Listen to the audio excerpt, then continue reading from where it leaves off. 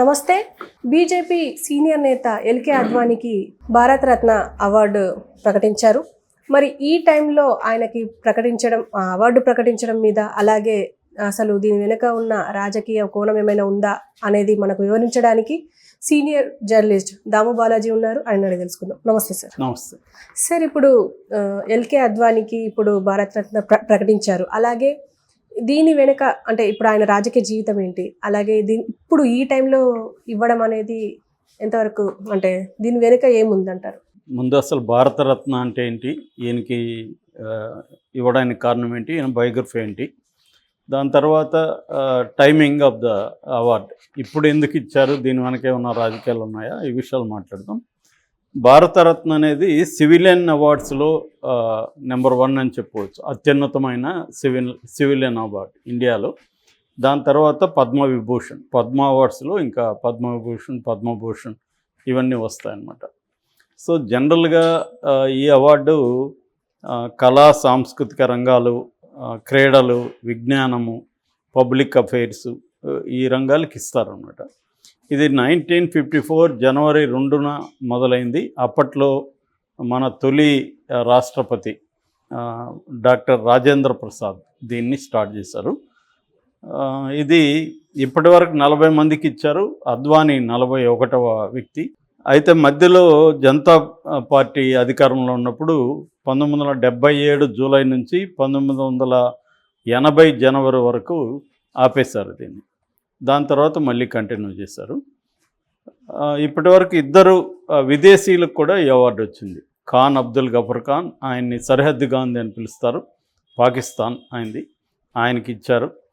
దాని తర్వాత Nelson Mandela, south Africa విముక్తి పోరాటంలో ఆయన ముందున్నారు. దాని తర్వాత ప్రెసిడెంట్ కూడా అయ్యారు.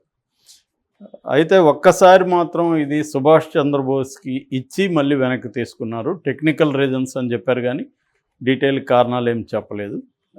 అది ఒక్కసారి మాత్రం వెనక్కి తీసుకున్నారు. సో ఇక అద్వానీ చరిత్ర బ్రీఫ్గా చెప్పుకోవాలంటే, ఈయన 1927 సింధ్ అంటే పాకిస్తాన్లో సింధు ప్రాంతంలో కరాచీ పట్టణంలో ఈయన పుట్టారు. వీళ్ళ నాన్న బిజినెస్ మ్యాన్. అయితే మన దేశం చీలిపోయి పాకిస్తాను ఇండియాగా మారిపోయినప్పుడు వాళ్ళు పాకిస్తాన్ నుంచి ముంబై వచ్చి సెటిల్ అయ్యారు. దాని తర్వాత ఈయన 14-15 ఏళ్ల వయసులోనే ఆర్ఎస్ఎస్, అప్పట్లో రాష్ట్రీయ స్వయం సేవక్, దాంట్లో చేరాడు. దాని తర్వాత 1951లో జనసంఘ్ అంటారు, జనసంఘ్ శ్యాంప్రసాద్ ముఖర్జీ స్థాపించారు. దాంట్లో ఈయన జాయిన్ అయ్యారు. దాని తర్వాత ఢిల్లీ 1967లో ఢిల్లీ మున్సిపల్ కార్పొరేషన్కి అధ్యక్షుడిగా ఎన్నికయ్యారు. 1970లో రాజ్యసభకు ఎన్నికయ్యారు. 77లో జనతా పార్టీ, అప్పట్లో జనతా పార్టీ ఉంది, ఆ జనతా పార్టీ ప్రధాన కార్యదర్శిగా ఉన్నాడు. అదే సంవత్సరంలో మొరార్జీ దేశాయ్ ప్రభుత్వంలో సమాచార ప్రసార శాఖ మంత్రిగా పనిచేశాడు. ఆ తర్వాత ఈయన్ని ప్రధానంగా చెప్పుకోవాల్సిందంటే 90లో, అంటే 82లో ఒక 2 సీట్లు మాత్రమే బీజేపీకి వచ్చాయి.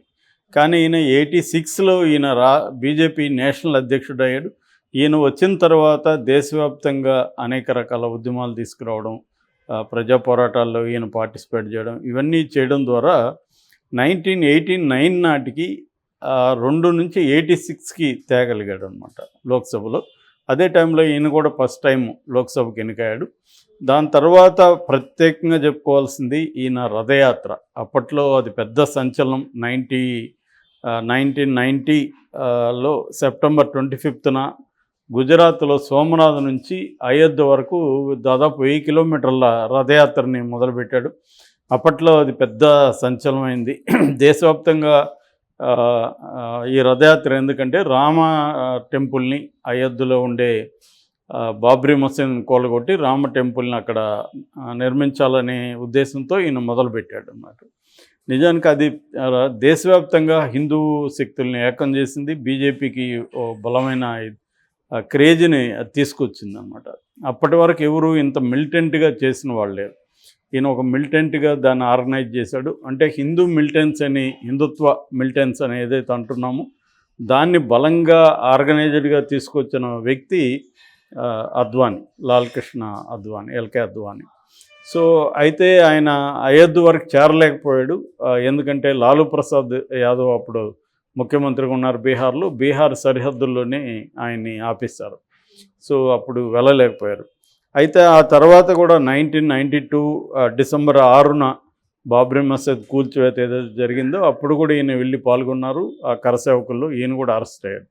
అయితే అంతకుముందు కూడా ఎమర్జెన్సీ పీరియడ్లో కూడా ఈయన అరెస్ట్ అయ్యి జైల్లో ఉన్నాడు. 75 ఇందిరాగాంధీ ఎమర్జెన్సీ పీరియడ్లో. ఆ టైంలో కూడా ప్రిజన్ స్క్రాప్ బుక్ అని జైలు అనుభవాల్ని ఆయన రాశాడు. ఆ పుస్తకంగా కూడా వచ్చింది అది. ఆ తర్వాత ఈయన 92లో కూడా అరెస్ట్ అయ్యి జైల్లో ఉన్నాడు. దాని తర్వాత వాజ్పేయి గవర్నమెంట్ 98లో ఈయన హోమ్ మినిస్టర్గా పనిచేశాడు. ఆ టైంలో కూడా ఈయన చాలా పవర్ఫుల్ హోమ్ మినిస్టర్ ఉండేవాడు. ఈయన్ని లోహ పురుష్ అని కూడా బీజేపీలో పిలుస్తారు, ఐరన్ మ్యాన్ అని. అంటే మనకి మామూలుగా బీజేపీలో 2 ముఖాలు అంటారు. ఒకటేమో మిలిటెంట్ ముఖం, రెండేమో కొంత లిబరల్ ముఖం, ఉదారవాద ముఖం. ఈ లిబరల్ ముఖానికేమో వాజ్పేయి సింబల్, మిలిటెంట్ ముఖానికేమో అద్వానీ సింబల్. మామూలుగా ఏనుగుని పడతారు కదా అడవిలో, ఏనుగుని పట్టేదాన్ని ట్రెంచ్ మెథడ్ అంటారు. ట్రెంచ్ మెథడ్ అంటే ఒక గొంతు దవ్వి ఆకులు అవి పూడుస్తారు ఏనుగు వచ్చే ఏరియాల్లో. ఆ ఏనుగుల్ని తప్పట్లు అవి కొట్టి తరుమితే అవి ఏదో ఒక ఏనుగు దాంట్లో పడుతుంది. అందులో ఒకడు వచ్చి అంకుశంతో పొడుస్తాడు దాన్ని. అది చాలా కోపంతో గెంకరిస్తూ అతని మీదకి వెళ్తుంది. ఆ టైంలో ఇంకొక అతను వచ్చి చెరుకు ఇట్లాంటిది పెడతాడు. సో ఏనుగు మెల్లగా చెరుకు పెట్టేవాడికి మర్చిపోతుంది వీడి మీద కోపంతో. సో ఇద్దరి గోలు కూడా వాళ్ళిద్దరిలో తేడా లేదు. ఇద్దరి గోలు కూడా ఏనుగుని పట్టుకోవడమే. కానీ ఏనుగు ఒక అతన్ని నమ్ముతుంది, ఒక అతను ఎనిమిగా భావిస్తుంది. సో ఇది చాలా పార్టీలు కానీ చాలా ఊర్లలో పంచాయతీలో చేసే పెత్తందారులు కానీ ఫ్యాక్షనిస్టులు కానీ ఇటువంటి టాక్టిక్స్ చేస్తారు. ముఖ్యంగా రాజశేఖర రెడ్డి వాళ్ళ నాన్న రాజారెడ్డి ఇలాంటి మెథడే చేసేవాళ్ళు అనేది అప్పట్లో చెప్పేవాళ్ళు. అంటే రాజారెడ్డి గ్రామాల్లో దౌర్జన్యం చేస్తే రాజశేఖర రెడ్డి వెళ్ళి దాన్ని సర్ది ఆ 2 గ్రూపుల్ని తన కంట్రోల్లోకి తెచ్చుకునేవాడు. సో ఇది బీజేపీలో కూడా వాజ్పేయి అండ్ అద్వానీ సేమ్ మెథడ్ని అప్లై చేశారని మనం అనుకోవచ్చు. వాజ్పేయి ఏమో ఉదార ముఖంతో ఉండేవాడు, లిబరల్ డెమోక్రాట్ లాగా ఉండేవాడు. ఈయనేమో అగ్రెసివ్గా మిలిటెంట్ హిందుత్వవాది అనమాట. సో అలాగా ఈయన ఉప ముఖ్యమంత్రిగా కూడా 2002లో ఉన్నారు. సుదీర్ఘకాలం పార్లమెంటేరియన్గా ఉన్నాడు. అయితే 2005లో ఈయన ఒక కాంట్రవర్సీకి గురయ్యాడు వితిన్ ద పార్టీ. అదేంటంటే పాకిస్తాన్కి వెళ్ళినప్పుడు అక్కడ కామెంట్ బుక్లో జిన్నా సమాధి దగ్గర జిన్నా ఒక లౌకికవాది అని రాశాడు. దాంతో బీజేపీ శక్తులకంతా కోపం వచ్చింది ఆయన మీద. అది ఏ స్థాయికి వెళ్ళిందంటే ఆయన అధ్యక్షుడిగా దిగిపోవాల్సి వచ్చింది, బీజేపీ నేషనల్ అధ్యక్షుడిగా. సో దాని తర్వాత 2008లో ఆయన మై కంట్రీ మై లైఫ్ అనే ఒక 900 పైన పేజీలో ఉన్న ఒక పెద్ద పుస్తకం రాశారు. అందులో ఆయన జీవితం, ఆయన చూసిన భారతదేశ జీవితం, ఈ 2 కూడా రాశాడు. ఆ తర్వాత కాలంలో 2014కి ఎలక్షన్లకి మోడీని ప్రధానమంత్రి క్యాండిడేట్కి తీసుకురావడం. నిజానికి అప్పుడు ఈయన అంతకుముందు ఈయన్ని 2009 ప్రాంతంలో ఈయన్ని ప్రధానమంత్రి క్యాండిడేట్గా కూడా చెప్పారు. ఈవెన్ వాజ్పేయి కూడా నా తర్వాత ఈయనే ఉంటారని చెప్పారు. కానీ వాళ్ళు అనూహ్యంగా ఏంటంటే మోడీని తీసుకొచ్చారు. అప్పటికే మోడీ 3 సార్లు గుజరాత్లో ముఖ్యమంత్రిగా ఉండడు, మోడీని ప్రధానమంత్రి క్యాండిడేట్గా. అప్పట్లో ఈయన్ని పక్కన పెట్టేశారు. సో దాని తర్వాత మోడీ ఈయన్ని కేర్ చేయలేదని, ఈవెన్ నమస్తే పెడితే కూడా రిటర్న్ చేయలేదని ఇట్లాంటి విమర్శలు మోడీ మీద ఉన్నాయి. అంటే చాలా కర్కశంగా ఈయన పట్ల వ్యవహరించాడు, పెద్ద ఆయన పట్ల. నిజానికి బీజేపీని ఈ స్థాయిలోకి తీసుకొచ్చింది ఈయనే, అయినా కూడా మోడీ ఇట్లా ట్రీట్ చేశాడన్న విమర్శలు వచ్చాయి. దాని తర్వాత దాని ప్రతిపక్షాలు కూడా, కాంగ్రెస్ కూడా అనేకసార్లు మోడీ ఇట్లా ట్రీట్ చేస్తున్నాడు, అద్వానీ లాంటి వాళ్ళని తొక్కేశాడు మోడీ అన్న విమర్శలు వచ్చాయి. మొన్న రామ టెంపుల్ ప్రాణప్రతిష్ఠప్పుడు కూడా ఈయన్ని పిలవలేదన్న విమర్శలు వచ్చాయి. ఆ కాంటెక్స్లో అద్వానీ ఒక వ్యాసం కూడా రాశాడు. ఆ వ్యాసంలో నేను ఓన్లీ రథయాత్ర మాత్రమే చేశాను, కానీ రామ టెంపుల్ని ప్రాణప్రతిష్ఠ కోసం రాముడే మోడీని సెలెక్ట్ చేసుకున్నాడు అని మోడీ ఒక అవతార పురుషుడు స్టైల్లో ఆయన లేపేశాడు. ఏదేమైనా ఆయన రాకపోవడానికి కారణం 96 ఇయర్స్, ఆయనకి ఆరోగ్యం బాగాలేదు కాబట్టి ఆయన రాలేదని చెప్తున్నారు. ఏమైనా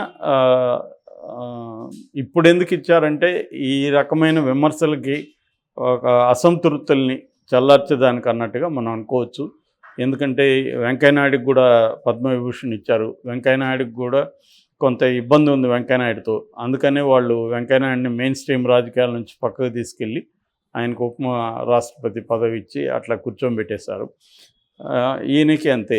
సో ఈయనకి సంబంధించి ఒక విమర్శలు ఏవైతే ఉన్నాయి కాబట్టి భారతరత్న ఇవ్వడం ద్వారా వితిన్ ద బీజేపీ లేదా వితిన్ ద హిందుత్వ శక్తుల దీంట్లో ఉండే అసంతృప్తిని చల్లార్చడానికి మోడీ ఒక ఎత్తుగడగా దీన్ని చేశాడని మనం చెప్పచ్చు.